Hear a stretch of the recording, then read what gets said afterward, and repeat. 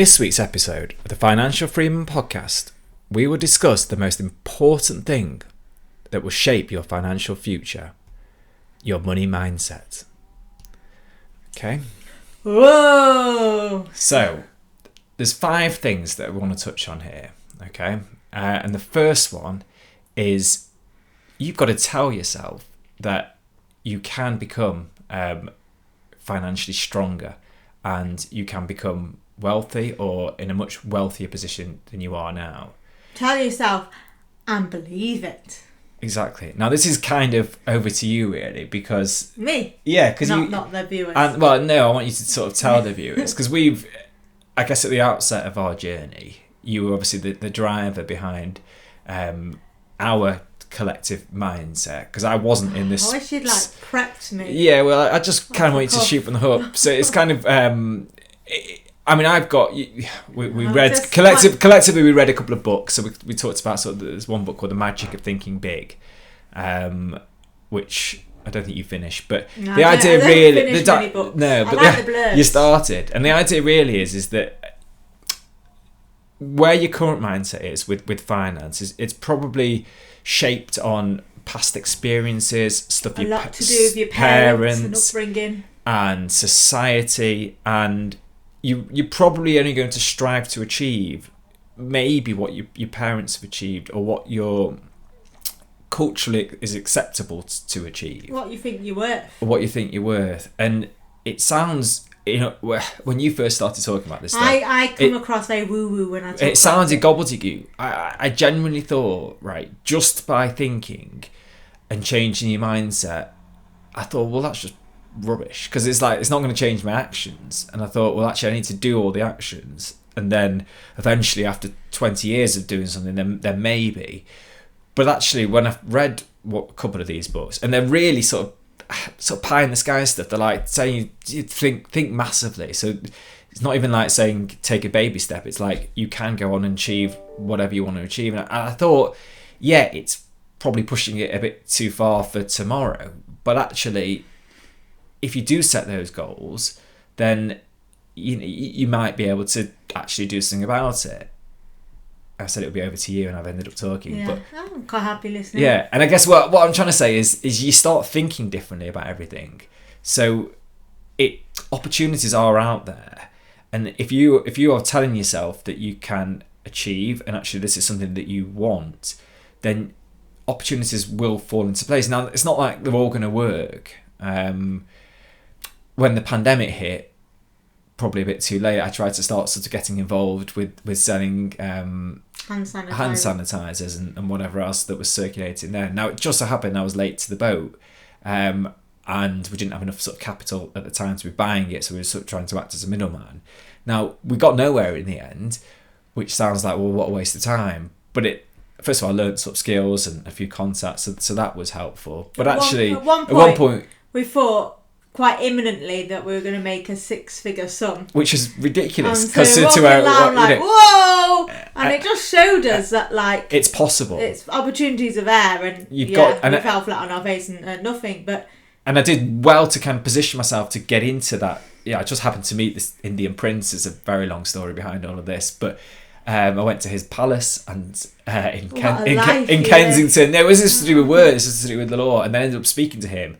And if I hadn't been this way, if I hadn't had this mindset, we would have ended up talking about, I don't know, cricket or the weather, like quite a lot of other people were doing, or about the law case actually I was dealing with at the time. But when I first asked him what he was doing, he started talking about trading this PPE stuff. It was my, I guess, ability to openness. And I was so interested. I mean, I basically just spent the whole time listening to him. I didn't have that too much to add. But off the back of all of that, I was like... property. Yeah, a bit of property. But he was living in a Kensington mansion, so he wasn't worried about a little 2-bed in Rochdale. But the point was that if your mind is attuned to this, then the possibilities they're not endless, but they are certainly open. Anything you want to add? So the can't think of the word. The blocker to this is, like, a lot of people have blockages that they've grown up with, like the parents might have taught them money doesn't go on trees, or they've got mindset that, you know, if you've got too much money, you're greedy, you're evil, you're corrupt. And yeah, try as you might to think, I want to do this, do that, be successful. You've got to just really work on yourself, and there's money mindset courses and books, and you've got to kind of dig deep and figure out what the root of your money mindset is, basically, and overcome and rethink any negative money thoughts, because they will stop you doing things, even if subconsciously. Exactly. And I think one way to get yourself out of that mindset, and one way you've got to think about from a positive point of view, is work out your why. Now, you won't want to take any action unless you realise what you're actually doing it for. So I think one of the things that got us kind of really supercharged on this journey is that, well, so it's quite complicated in terms of what you wanted to achieve with the breastfeeding business. And I had another business. Yeah, another business. Another business. But that was our original why. But I suppose, even though that's sort of taken a back burner, I guess our real why was to make ourselves a happier life. Now that sounds cliche, but we weren't spending too much time. It wasn't fulfilling. That was sort of from, but we weren't spending that much time with each other, because obviously I was working so hard. I didn't like the fact that, I guess, Ronnie wasn't working full time as well, because it meant that sort of the pressure was on me. I wasn't getting to spend as much time with my family. So this was always the first goal, I guess, was to be able to do all of that. And that was sort of our initial why, apart from trying to sort of save the world with this breastfeeding idea.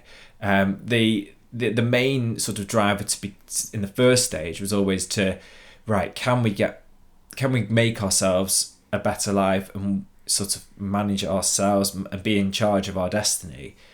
And that's where we worked out our why. And we've still got goals to, I guess, secure our financial future and generations to come after, you know, and then also to help others. I mean, I think one of the things we've both talked about a lot is being able to give back, and that's also our why. It's not, we don't just want to make money for ourselves. It's actually, you know, we can do good. And I think what you were saying about money is often seen as a dirty subject. If you look at most of the top however many earners, most of them give away most of their money. You know, the only reason if you listen to last week's episode, Elon Musk is the richest person in the world, is because he's given a lot less to charity than, you know, Bill Gates and Warren Buffett, who would have been 1 and 2 and were 1 and 2 for years. Who was it? There's people. Oh, Dolly Parton. She'd have been like I might be telling you wrong, but she'd have been a billionaire by now, but she just gives so much away. Right, and there's certain tax breaks in America which makes it even more attractive to give to charity. But that's a big driver for me, is for us to be able to give more and more. So it's not so I can go out and buy a Tesla again, if you were listening last week, but it's so that I guess we can do our bit for society once we've got ourselves kind of in that comfortable position. Have you got any thoughts on the why? Also, if you're doing a job you don't enjoy, I mean, now with us being more flexible with our working hours, we've got the time to, not just giving money to charity, we've got the time to help and educate people. You know, time's a massive gift. Yeah. I think that's right. And so I think our next sort of technique, if you like, to change this money mindset is to stop focusing on other people. I think there's a lot of comparison. So this is that person's, you know, is doing this. That person's got a new car. Just unfollow them on Facebook. I want that as well. Or comparing yourself to other people. So that person's gone and got a good job, I should go and get a good job. Or that person's richer than me, therefore I'm sad. I mean, that's kind of the bottom line, is you're trawling through Facebook and you can see they've gone on this great holiday and you get sad. But that's just, that shouldn't be the case. There's a quote, well, it's not a quote, but like, so 2 people have £5,000. One spends £4,500 on a holiday and posts it on Instagram. Yeah. He then has £500. The other saves it and still has £5,000. So obviously everyone knows social media's not real life. But in that moment, I don't think you do know when you're trolling through. There's something about you've got it. To remind you've yourself. got to remind yourself. I think it's actually not that easy just to say that. So I think just concentrate on yourself. Whatever, we'll discuss goals maybe another time, but work out what you want to achieve and what's going to make you happy and what your why is. And then forget about the other people. Just only do things then that will make a difference to those goals, not what anyone else thinks. Because anyone else will probably block you, or why do you want to do that, or that's too risky, or go out, you need to go and buy this car, or whatever. They'll probably influence you. Now, but be sure, be influenced by positive people, probably who you might not even know, or whatever, authors, or it doesn't matter. People who are kind of going out and doing what you want to go and achieve. That's not what we're saying. It's, I guess, your friends, possibly, that you've been around with for a long time that might be holding you back, even if they might not mean to. You're sort of letting them. So just... And when you change your mindset, you start to notice comments from your friends and colleagues and people that you didn't notice before. Yeah. It's because you're then on your own journey, and so you just need to... I mean, Gary started to notice at work how everyone started complaining about Monday again, and also financial things that they were saying, and I was thinking that just can't be right, and there might be another way, which is kind of where we found. So I think that's... But you've also, like, comparing to other people, like, so we're into property, and so, like, if you might think, look at people in property who are going into property, you've got to also have, if you listen to yourself, your ambition should match your skill set. Exactly. And there's not just one lane for everybody. There's a lot of lanes. I think that's right, like bowling. Right. Well, bowling lots of lanes, anyway. Yeah. Right, so I think our next thing is sort of be optimistic. Now, and you might have to take a few risks, so to speak. But I think there's a very good quote by Henry Ford that said, I think something like, whether you think you can or you can't, you're right. And I think it's a great quote, because actually you're basically setting yourself... Some people just say, nope, I can't, right? And well, they're right, because they never go and do it. And the people that say they can often actually do achieve it. Now, they'll make loads of mistakes on the way. Like, we've discussed on some of the previous episodes, the mistakes we've made. But eventually, hopefully, we'll get there and we'll achieve what we sort of want to achieve. And that can only really come if you're prepared to sort of be wrong and take that step and really be optimistic, I think, about the future. I don't know what you've got. Any thoughts on that? Yeah. No. It just agreed. Yeah. No, I think that's right. It's yeah, well, you're not going to achieve anything with a negative mindset, because, I mean, people with opportunities aren't going to want to talk to you around because, you. Yeah. It's...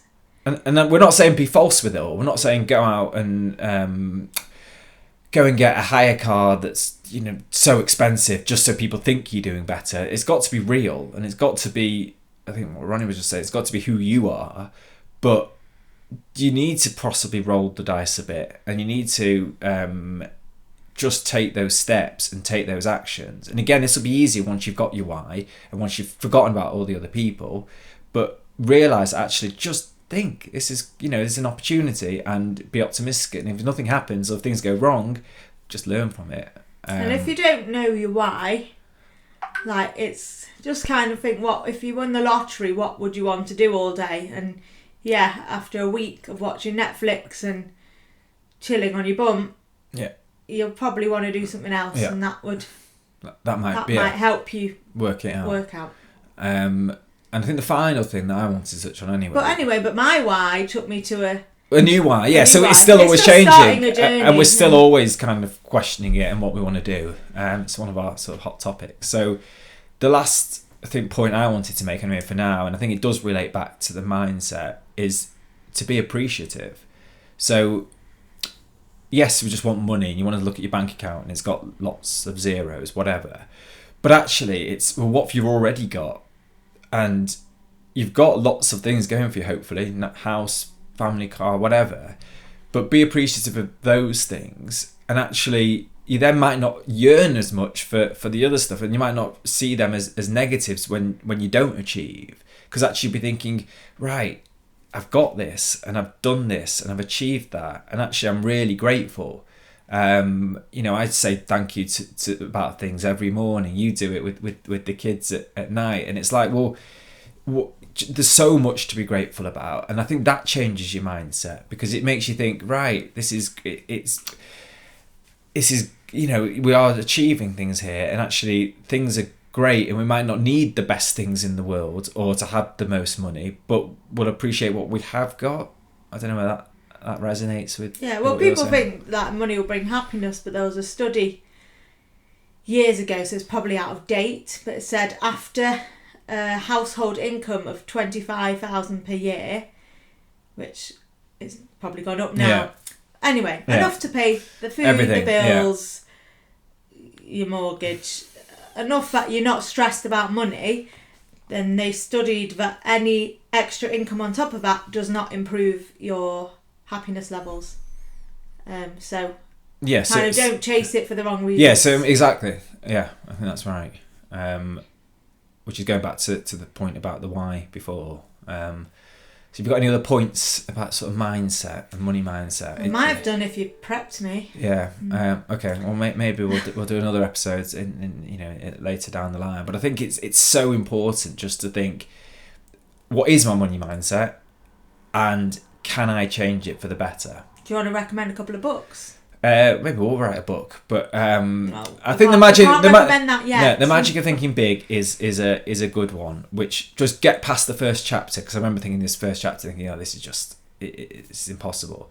So that's one I would recommend. Anyway, you listen to this stuff quite often. I listen to more spiritual stuff. Okay. I won't recommend here. No, okay, fine. Well, let's start with that, and then see where you get to. But give us a shout, because we're happy to sort of discuss these things, having gone on sort of that journey. And just remember that the content of this podcast is for general information purposes and not a recommendation to act. But act. Please contact us or an independent financial advisor if you would like to discuss further. Contact us at gary.financialfreeman@gmail.com. Goodbye for now. Bye.